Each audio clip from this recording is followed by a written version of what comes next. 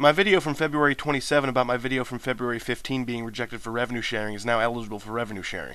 Hopefully the execs at YouTube like unabashed cynicism about their revenue sharing policies. So in a way, my February 27 video being submitted for revenue sharing is kind of like meta revenue sharing. And if it gets rejected, I'll probably make a video sardonically poking fun at that. And then if that video gets submitted for revenue sharing, it'll be like meta revenue sharing.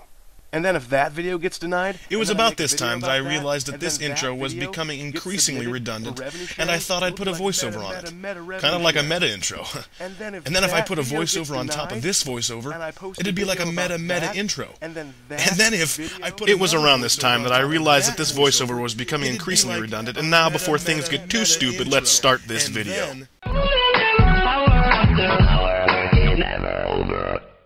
Good afternoon, butt kickers. It's March 4, the 63rd day of 2011, which means, to all us here in Campus Town, it's unofficial St. Patrick's Day.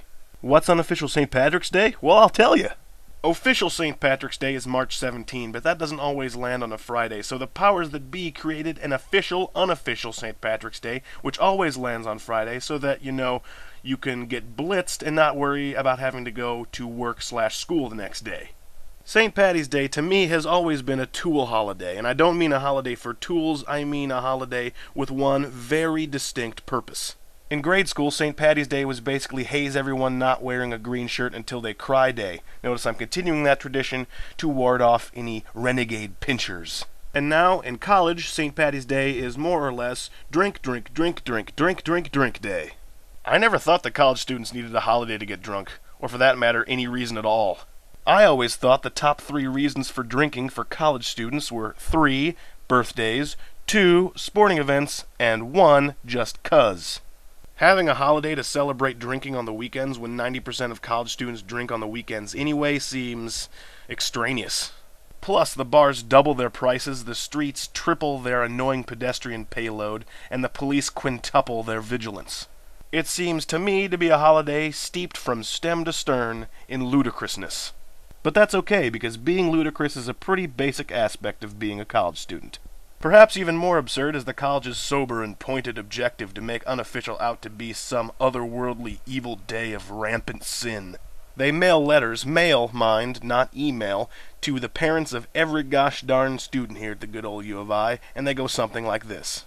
Dear parents/guardians of nameless student number 677145088B, your student is very special and important to us. Thereby it is our duty, our obligation, to inform you that the most vile of all drunk-tastic celebrations is nigh upon us.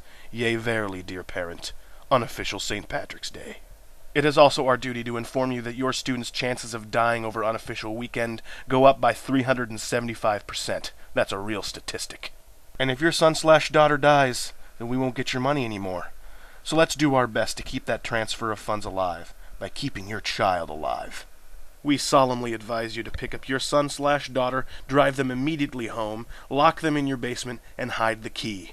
When the festivities are over, you may bring your child back to campus to search through the twisted post-apocalyptic wreckage for the remains of his friends, whose parents weren't so wise. Sincerely, the college.